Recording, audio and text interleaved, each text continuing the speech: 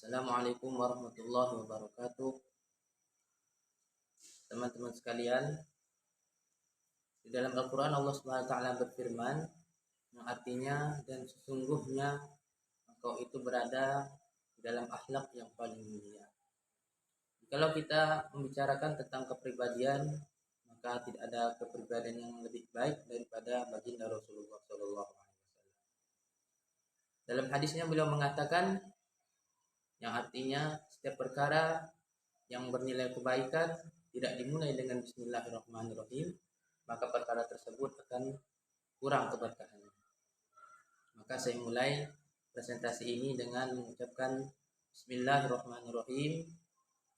Langsung saja di sini kita akan membahas tentang psikologi kepribadian, yaitu tepatnya dengan membahas psikologi humanistik.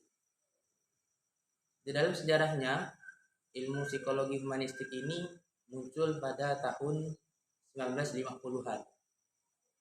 Aliran ini secara eksplisit memberikan perhatian pada manusia dari psikologi dan konteks manusia dalam pengembangan teori psikologis. Jadi teman-teman sekalian, psikologi humanistik ini merupakan ilmu yang muncul pada tahun 1950-an yang berguna untuk memberikan kita pengembangan di dalam teori psikologis. Kemudian dalam psikologi humanistik ini terdapat beberapa ajaran dasar, yaitu yang akan kita bahas di sini ada 5 ajaran. Yang pertama itu adalah individu sebagai keseluruhan yang integral. Maksudnya apa, teman-teman sekalian?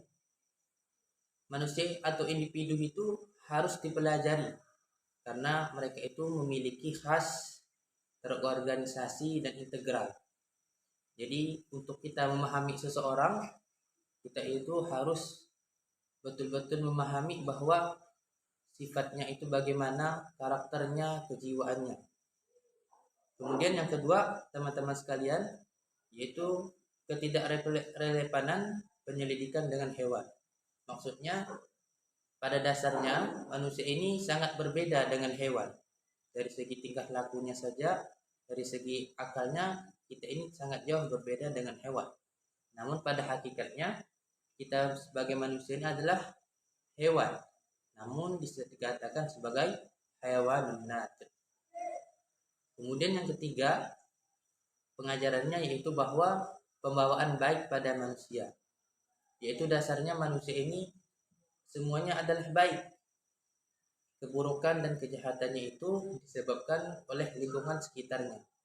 Jadi dewasa ini, kita ini harus pandai-pandai menjaga diri, menjaga keluarga-keluarga kita, jangan sampai mereka ini termasuk atau sering berinteraksi dengan lingkungan-lingkungan yang tidak baik atau bisa dikatakan buruk. Kemudian pengajaran yang keempat, teman-teman sekalian, ialah potensi kreatif manusia. Kita sebagai manusia itu pasti memiliki potensi kreatifnya masing-masing. Jadi untuk menjadi kreatif itu sebenarnya tidak memerlukan bakat atau kemampuan. Ya, dikatakan kreativitas itu ialah bagaimana seseorang manusia ini bisa mengekspresikan dirinya terhadap sesuatu yang menjadi tujuannya. Kemudian teman-teman sekalian, yang terakhir pengajarannya yaitu penekanan pada kesehatan psikologis. Jadi pada pengajaran yang terakhir ini, seorang ahli psikolog mengatakan bahwa seorang manusia itu tidak akan bisa memahami gangguan mental sebelum ia memahami kesehatan mental. Jadi perlu bagi kita, teman-teman, untuk memahami seseorang itu bila ia terkena gangguan mental, kita pahami dulu kesehatan mental.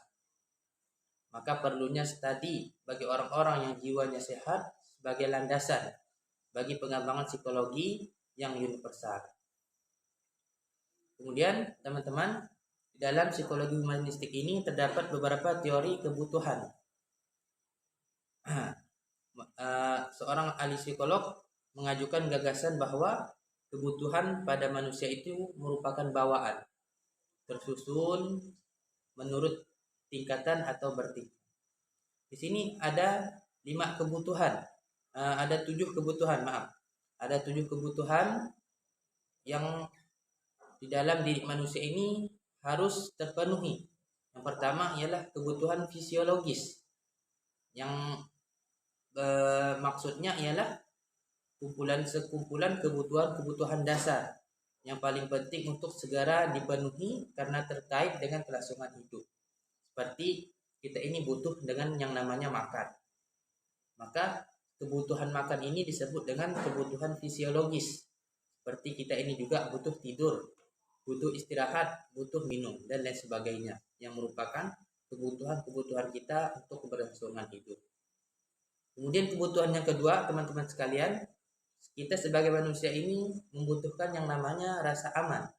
Ya, kita sebagai manusia perlu dengan namanya bahagia, ketenangan, ketentraman jiwa, tidak gelisah. Maka kebutuhan ini harus terpenuhi supaya seseorang itu tidak terkena yang namanya gangguan mental. Kemudian yang ketiga, teman-teman sekalian, kebutuhannya adalah cinta dan memiliki, yang mendorong kita sebagai manusia ini untuk mengadakan interaksi dan ikatan emosional dengan individu yang lain. Jadi kita sebagai manusia ini sudah fitrahnya mempunyai rasa cinta dan rasa ingin memiliki. Jadi ketika timbul rasa cinta, ingin memiliki juga di dalam diri kita, maka di situ muncul juga keinginan kita untuk berinteraksi dengan individu yang kita cintai atau yang ingin kita miliki tersebut. Kemudian teman-teman sekalian, kebutuhan yang keempat adalah setiap dari kita ini pasti membutuhkan yang namanya rasa harga diri. Di sini dibagi menjadi 2 kebutuhan harga diri di sini. Yang pertama ialah penghargaan dari diri kita sendiri, seperti misalnya kita ini percaya diri dengan diri kita ketika melakukan sesuatu, misalnya di hadapan khalayak ramai. Maka percaya diri ini adalah suatu yang nomor 1 harus dikedepankan. Karena kalau kita tidak percaya diri, kita tidak yakin dengan diri kita, maka di situ akan muncullah gangguan-gangguan mental yang lain. Kemudian yang kedua, penghargaan dari diri orang lain, seperti kita ini berprestasi, kita ini melakukan sesuatu yang tidak bisa dilakukan oleh orang lain, maka kita membutuhkan penghargaan dari orang lain. Jadi teman-teman, ketika misalnya kita ini memenangkan suatu perlombaan, maka di situ kita membutuhkan apresiasi dari individu yang lain yang akan membangkitkan kesemangatan kita, kejiwaan kita untuk mendapatkan jiwa yang sehat. Kemudian yang kelima ialah kebutuhan kognitif. Di sini kebutuhan kognitif ini timbul ketika kita ini merasa tidak paham akan sesuatu informasi yang kita dapatkan, maka timbullah rasa kita untuk mempelajari, untuk menganalisis, memahami sesuatu yang tidak kita ketahui tersebut. Maka kebutuhan ini sangat penting sebenarnya bagi kita, para teman-teman sekalian. Kemudian kebutuhan yang keenam ialah kebutuhan estetika. Nah, kebutuhan inilah yang mengembangkan kreativitas yang ada di dalam diri kita. Seperti misalnya kita ini mempunyai kreatif seni atau kreatif arsitektur. Maka kebutuhan yang keenam ini akan mengembangkan kreativitas kita selama kita mau berjuang dan bersungguh-sungguh untuk mencapainya. Kemudian yang terakhir, teman-teman sekalian, kebutuhannya yaitu kebutuhan aktualisasi diri. Nah, kebutuhan yang terakhir ini merupakan kebutuhan yang merupakan puncak dari hierarki kebutuhan manusia, yaitu perkembangan atau perwujudan potensi dan kapasitas secara penuh. Jadi kebutuhan yang ketujuh ini ialah kebutuhan puncak dari diri kita supaya ada perkembangan dan potensi secara penuh di dalam diri kita. Jadi teman-teman sekalian, kesimpulannya ialah kalau kita ini ingin bahagia, ingin tenang, ingin merasakan keamanan, maka dari situlah kita ini harus mencari ilmu, harus belajar bagaimana caranya kita bahagia. Karena tidak mungkin seseorang itu bisa bahagia jikalau tanpa adanya ilmu di dalam diri manusia tersebut. Mungkin itu saja sampaikan pada pertemuan kali ini. Kurang lebihnya saya mohon maaf. Akhirul kalam. Wassalamualaikum warahmatullahi wabarakatuh.